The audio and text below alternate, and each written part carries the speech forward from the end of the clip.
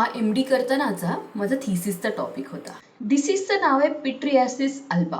तुम्ही फार कॉमनली हे बघितलं असेल. लहान मुलांच्या गालावरती पांढऱ्या रंगाचे असे चट्टे तयार होतात.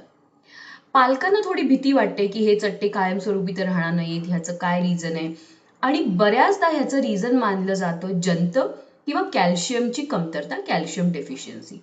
पण असं बघून आलंय की ऍक्च्युली ह्या आजाराचं मूळ कारण अजूनपर्यंत इतकं जास्त समजलेलं नाहीये.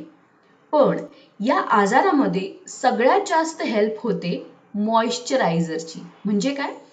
कारण लहान मुलांची स्किन ही जास्त सेन्सिटिव्ह असते, थंडीला ती जास्त रिॲक्ट करते आणि त्यामुळे ते चट्टे तयार होतात.